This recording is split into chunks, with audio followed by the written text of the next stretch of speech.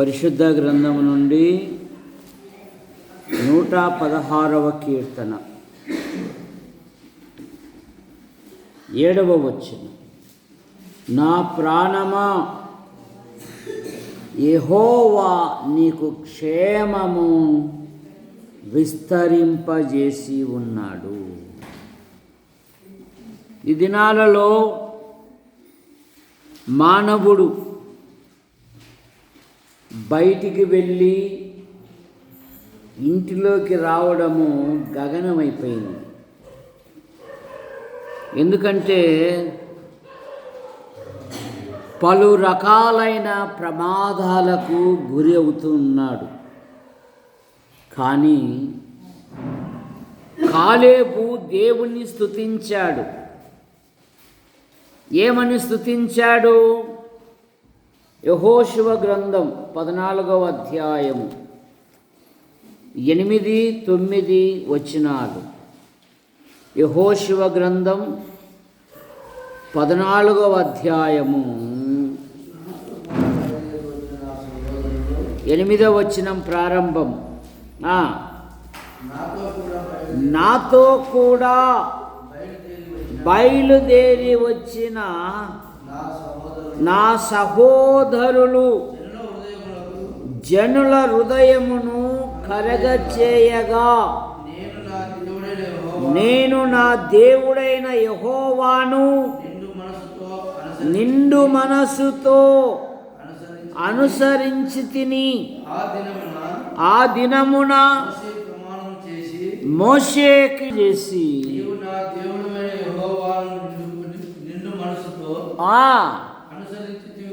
అనుసరించితివి గనుక నీవు అడుగుపెట్టు భూమి నిశ్చయముగా నీకును నీ సంతానమునకును యెహోవా చెప్పినట్లు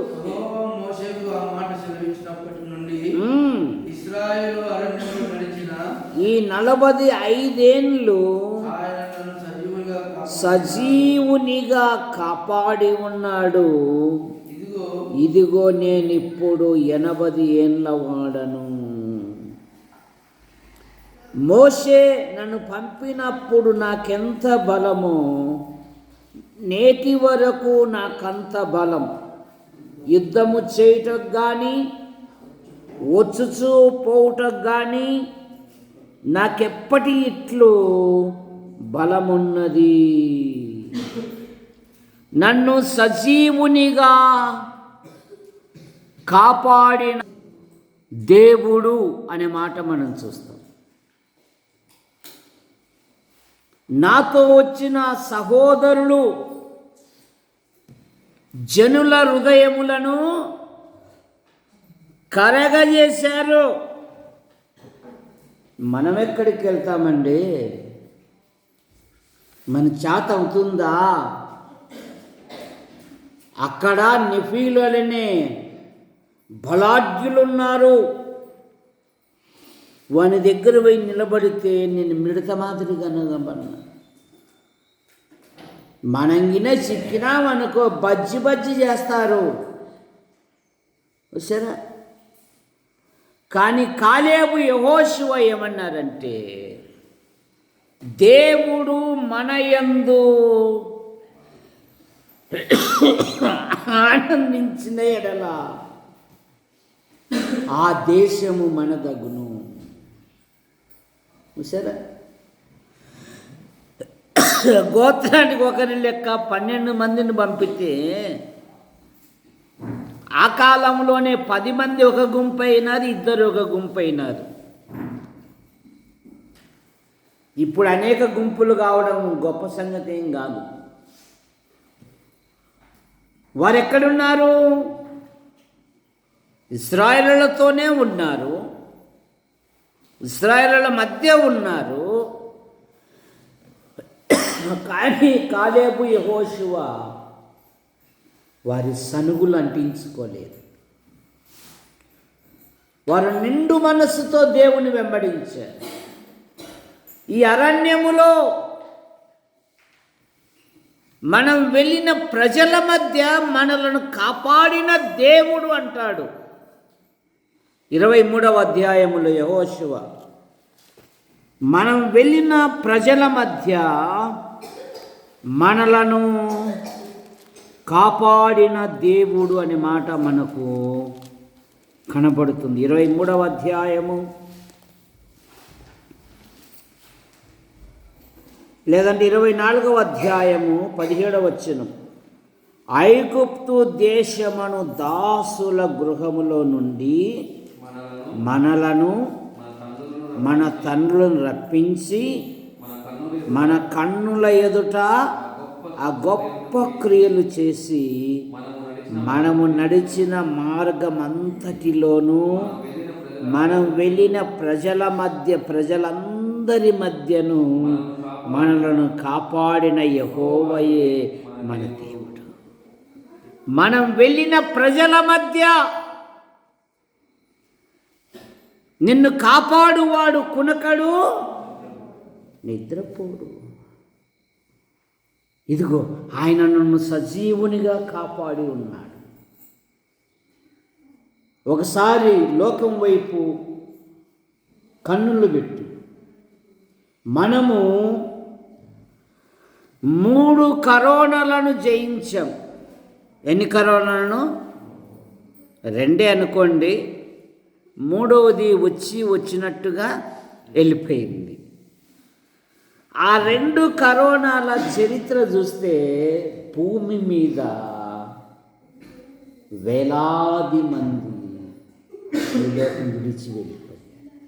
మన నెల్లూరు పట్టణంలో ప్రఖ్యాతి చెందిన డాక్టర్ గారు, ఆయనకు భార్య పిల్లలు ఉన్నారు, ఆసుపత్రి ఉంది, కరోనాకు గురి అయ్యాడు, చనిపోయాడు. భార్య పిల్లలు వచ్చి చూసే గుల్లేదు. సంపన్నుడు వాళ్ళ గ్రామంలో భూస్థాపితం చేస్తామంటే గ్రామంలో వద్దు ఇక్కడ చేయబాకండి అన్నారు. దిక్కుమాలిన చావు. ఏ చావు? దిక్కుమాలిన చావు. ఇలా లోకం వైపు ఒకసారి మనసు పెట్టు. మనకంటే ఉన్నతమైన వారు, గొప్పవారు, పేరు ప్రఖ్యాతులు కలిగిన వారు ఈ లోకం విడిచిపోయారు. ఈరోజు సజీవులుగా ఉన్నాము అంటే సుందరమ్మ మన గొప్పతనం కాదు, దేవుని కృప. ఎవరి కృప? కనక వంశీ దేవుని సన్నిధిగా బిడ్డ. మీరు ఫోన్లో చూసుకోండి, ఎప్పుడన్నా ప్రతి శనివారం వంశీ అనే నామధేయం లేకుండా ఆమెనను. పిల్లలను నడిపించుకోవాలి దేవుని సన్నిధికి. దేవుని సన్నిధి పాపం రాజయ్య బాబాయ్ కుమారుని మీద ప్రేమతో లడ్డు మిక్చరు పంచడమే గాక, ఇదిగో మా వంశీని ఏమన్నా ఇట్లా అనేవు చూడన్నాడు. నేను ఒక మాట కూడా అనలే, కానీ రాలే. కనుక అన్ని దినాలు ఒకేలాగా ఉండవు. దేవుని సన్నిధికి నడిపించుకోవాలి. ఎప్పుడైతే దేవుని నీడలో మన పిల్లలు ఉంటారో వారి జీవితాలలో దేవుడు గొప్ప కార్యాలు జరిగిస్తాడు. ఎవరైతే దేవుని నీడలో ఉండరో వారు నిందలు తీసుకొని వస్తారు ఇంటికి. దేవుని నీడలో ఉండి జరిగిన సమూయేలు దైవజనుడయ్యాడు. దేవుని సన్నిధిని విడిచి పారిపోయిన యోనా అపహాస్య పాలయ్యాడు. ఒక అన్యుడు నిద్రపోతా లే ప్రార్థన చెయ్యి. ఓడలో వాళ్ళందరూ ప్రార్థన చేస్తాంటే మనవాడు మాత్రం గొనక పెట్టి నిద్రపోతాడు. కారణమేమి? నిర్లక్ష్య స్వభావం. జాగ్రత్త. ఆయన క్షేమం విస్తరింపచేయువాడు. ఎప్పుడు క్షేమము? ఆయన మార్గంలో నడిచినప్పుడు. మొదటి సమూయేలు గ్రంథం 12వ అధ్యాయము 14వ వచనం. 12:14 మొదటి సమూయేలు గ్రంథం. మీరు యెహోవా యందు భయభక్తులు కలిగి. బయట ఎవరుండారో పట్టుకుని రా అందరినీ. బయట ఉన్న వాడిని అందరితో 50 రూపాయలు వసూలు చెప్పి ఆయన మాట విని ఆయనను సేవించి ఆయన ఆజ్ఞలను భంగము చేయక మీరును మిమ్మును మీ ఏలు రాజును మీ దేవుడైన యెహోవా అనుసరించిన ఎడల మీకు క్షేమము. దేవుని అనుసరించిన ఎడల, దేవుని మార్గంలో నడిచిన ఎడల, దేవుని సన్నిధిలో నడిచిన ఎడల. అబ్రహాముతో అన్నాడు, అబ్రహామా, నేను నీకు కేడము, నీ బహుమానము అత్యధికమగును. నా సన్నిధిలో నడుచుచు నిందారహితుడవై జీవించు అన్నాడు. మీరు ఆయనను అనుసరించిన ఎడల మీకు క్షేమము. మీరు ఆయనను అనుసరించిన ఎడల అవశ్యముగా మీరును మీ రాజును నాశనమగుదురు అంటున్నాడు. అనుసరించకపోతే, అందుకే యెహోషువ ఒక తీర్మానం చేసుకున్నాడు, మీరందరూ స్వతంత్రులు, దేవుడిచ్చిన స్వాస్థ్యంలో మీరున్నారు, శత్రు భయం లేదు. కానీ మీరు అన్నిటితో సహవాసం చేస్తారు, దేవునితో నడుస్తారు, చాయిస్ మీదే. కానీ నేనును నా ఇంటి వారును యెహోవాను సేవించదము. తీర్మానం చేసుకున్న కుటుంబం, లోకానికి సాక్ష్యమిచ్చిన కుటుంబం, దేవుని ప్రజల మధ్య విశ్వాసముతో జీవించిన కుటుంబం. ఈ దినాలలో అనేక కుటుంబాలలో ప్రార్థనలు అంతరించిపోతూ ఉన్నాయి. దేవుని వాక్యం అంతరించిపోతూ ఉంది. అసలు దేవుని భయమే అనేది లేదు. కానీ కొన్ని కుటుంబాలలో వాళ్ళు ప్రార్థన చెయ్యని, భోజనం కూడా చేయని కుటుంబాలు నాకు తెలుసు. సరే, నేను ఆకస్మికంగా వారి ఇంటికి పోతే వారి ఇంట్లో ప్రార్థన చేస్తూ ఉంటారు. ఇక నేను బయట కూర్చొని వాళ్ళతో పాటు ఆమెనంట, అయ్యో ముందు రాకూడదు అంటారు. నేను ఇంకా తలపేసి పెట్టుకున్నారుగా అంటాను నేను. సరే, వాళ్ళ భర్త కూడా ఎక్కడుండి ఆ సమయానికి వచ్చేస్తాడు. చూసేకి గాలికి వచ్చి కొట్టుకొని పోతుంది ఆమె. భర్త చూసే దాదాపు కొడితే 10 మంది కొట్టేటట్లు ఉంటాడు. కానీ నో, మా ఇంట్లో ప్రార్థన టైం అవుతుంది, నేను పోతున్నాను అయినా అంటాడు. ఎందుకు? దేవుని వాక్యం చెప్తుంది కదా. వాక్యాధారము. ఓ స్త్రీ, నీ భర్తను రక్షించుకుందువేమో. ఓ భర్త, నీ భార్యను ఎందుకు? నడబడి వలన, ప్రార్థన వలన. ఏ ఆయుధం పనికి రాదు. నువ్వు ప్రార్థన ఆయుధం ఉపయోగించు. కఠినాత్ముడు కూడా యేసు ప్రభుని అంగీకరిస్తాడు. కఠినాత్మమైన మనసు కలిగిన ఆమె కూడా దేవునికి లోబడుతుంది. ఈ ఆయుధం ఉపయోగించు, ప్రార్థనని ఆయుధం ఉపయోగించు. కనుక సమూయేలు అంటున్నాడు, మీకు క్షేమము కలగాలి అంటే రాజుకు మీకును యెహోవాను అనుసరిస్తే మీకు క్షేమము అన్నాడు. రెండవ మాట, మొదటి 2 దినవృత్తాంతములు 6వ అధ్యాయము 30 వచనం. 2 దినవృత్తాంతములు 6:30. నీవు మా పితరులకు ఇచ్చిన దేశములో వారు తమ జీవితకాలమంతయు నీ యందు భయభక్తులు కలిగి నీ మార్గములు నడుచుకొనున్నట్లుగా నీవు వారి సకల ప్రవర్తనకు తగినట్లు ప్రతిఫలము దయచేయుదుగాక. నీవు ఒక్కడివే మానవుల హృదయము ఎరిగిన వాడవు కదా. ఏమంటున్నాడు? మా పితరులకిచ్చిన దేశమందు వారు తమ జీవిత కాలమంతయు నీ యందు భయభక్తులు కలిగి, వారు దేవుని యందు భయభక్తులు కలిగి ఉంటే వారు క్షేమంగా ఉంటారు. ఎందుకంటే నీ మేలును బట్టి నీ భక్తులు నిన్ను స్తుతిస్తారు అంట.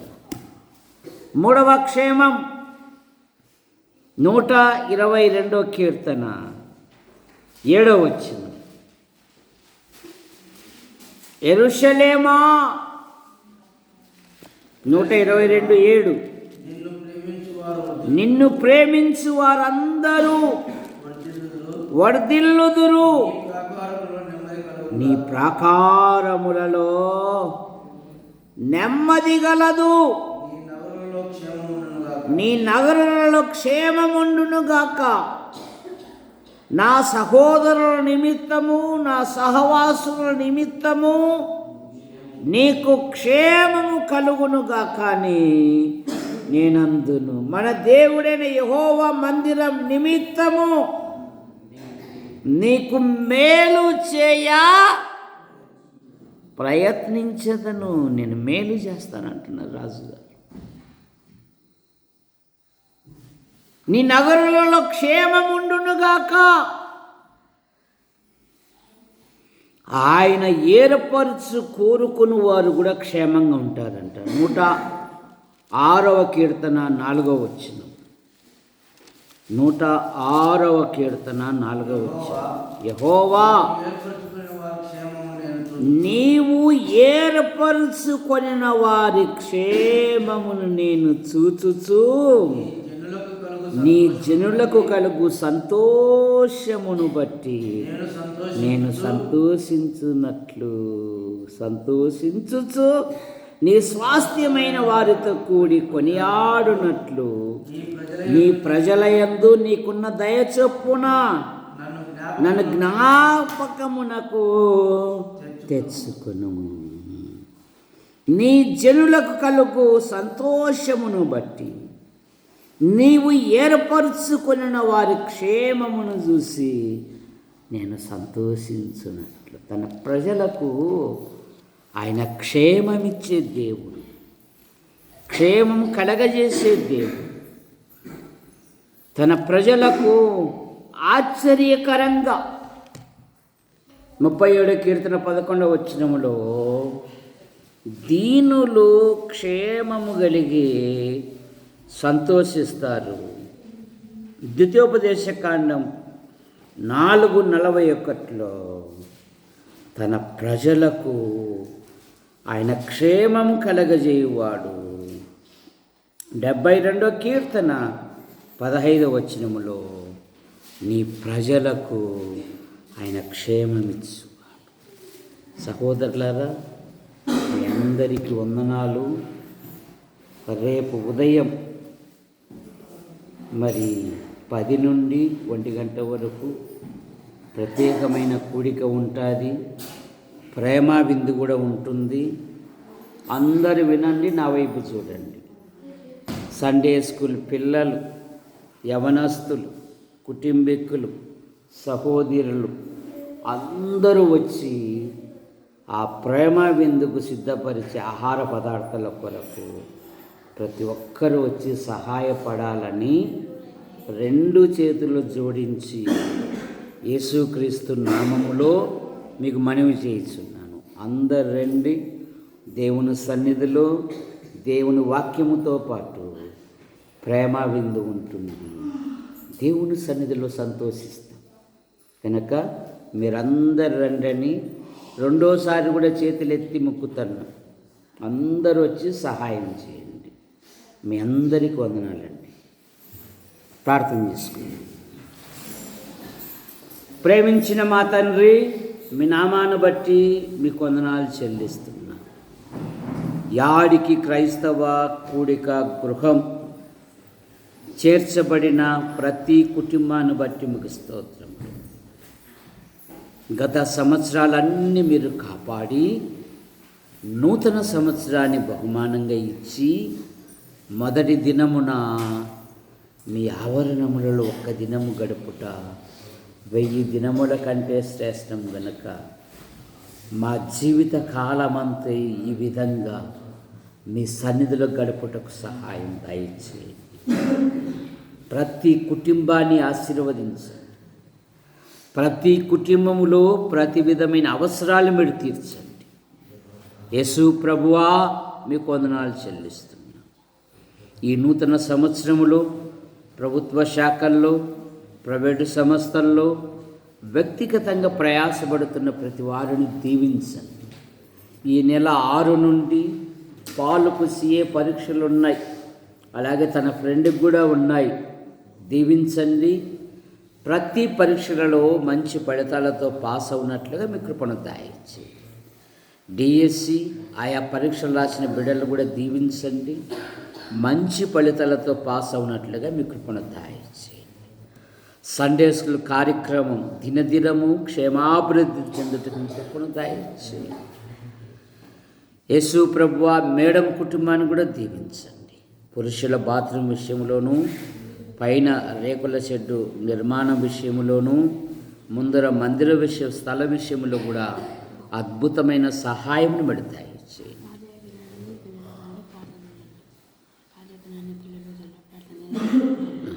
అందును బట్టి మీకు స్తోత్రములు చెల్లిస్తున్నాం. మా ప్రియులు పోత్రై రాజయ్య బేబీ వివాహ దినం మొదలుకొని నేటి వరకు మీ కృపాక్షేమాలు ఉంచి వారు బహుమానంగా ఇచ్చిన కుమారులను బట్టి మీకు స్తోత్రములు. యవన పిల్లలు బలవంతుని చేతిలో బాణముల వంటి వారు అనే మాటను బట్టి మీకు స్తోత్రములు. రక్షించబడిన బిడ్డలు, పెద్దవాడు జాబ్ చేస్తున్నాడు, దీవించండి. రెండవ వాడు జాబ్ అన్వేషణలో ఉన్నారు, సహాయం దయచేయండి. జకర్య ఎలిజబెత్తులు వీరిద్దరూ ప్రభు యొక్క సకలమైన మార్గముల యందు దేవుని దృష్టిలో నిరపరాధులుగా ఉండిరనే మాటను బట్టి మీకు స్తోత్రములు. ఈ దేవుడు సదాకాలము మనకు దేవుడై ఉన్నాడు, జీవితాంతము నడిపించుననే మాటను బట్టి మీకు స్తోత్రములు. వారి కుటుంబంలో ఎన్నో ఆర్థిక సమస్యలు ఉన్నాయి. ఎవరి రుణములు వారు తీర్చుటకు సహాయం దయచేయండి. గత దినాలలో రాజకీయ బలహీనతతో ఉండగా మీరు కనికరించి ఆరోగ్యం ఇచ్చారు, మీకు స్తోత్రములు. బేబీ తల్లిని, చెల్లాయిని, తమ్ముని కుటుంబాన్ని దీవించండి. నైనా భార్య భర్తలను దీవించండి. కుటుంబములోని ప్రతి అక్కర కూడా తీర్చండి. జీవితకాలము నీ కొరకు నైనా సాక్షులుగా జీవిస్తున్న విధానాన్ని బట్టి మీకు స్తోత్రములు. సంఘంలో జరగబోయే ప్రతి కార్యక్రమానికి వారు వస్తున్న విధానాన్ని బట్టి కూడా మీకు స్తోత్రములు. దీవించండి. అనేకులు రాత్రుల పూట రాలేకపోతున్నారు, కనికరం చూపండి నైనా. అయ్యా, మీకు వందనాలు చెల్లిస్తున్నాం ప్రభువా, సహాయమును మరి దయచేయండి నైనా. ఉదయం ప్రేమ విందు సంఘములోని పిల్లలు, యవనస్తులు, కుటుంబీకులు, సహోదరులు, సహోదరులు అందరూ కలిసి మరి పరిచర్యలో పాలిభాగస్తులవుటకు సహాయం దయచేయండి. ప్రతి వారిలో కార్యం జరిగించండి. అలాగే మరి ఈ రాత్రి ఏ విధంగా దేవుని వాక్యం ప్రకటించారు, రేపు కూడా కొందరు వాక్యం చెప్పుటకు మీరు సిద్ధపరచండి. అలసిన దేహాలకు ఆదరణ, ఆరోగ్యమును రేపటి పని కొరకై మీరు సిద్ధపరచండి. కట్టుపల్లి యోహాన్ అంకుల్ రాజాబాయ్ అంటే మీ పిలుపు తీసుకున్నారు. వారి కుమారులు, వారి భార్యలు, వారి సంతానం, వారి కుమార్తెలు, వారి భర్తలు, వారి సంతానం దీవించండి. కట్టుపల్లి జాన్ నెల్సన్ గారు అయిన భార్య పిల్లలు దీవించండి. అమెరికాలో ఉద్యోగ అన్వేషణలో ఉన్నారు, మీ కృపను దయచేయండి.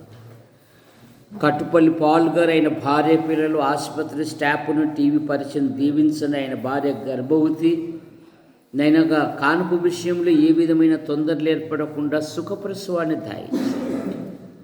అలాగే యేసు ప్రభువా గుంటూరు, కర్నూలు, నంద్యాల, యాడికి, కొండూరు, చాపరాళ్ళ నైనా సంఘాలను మీరు బలపరచండి.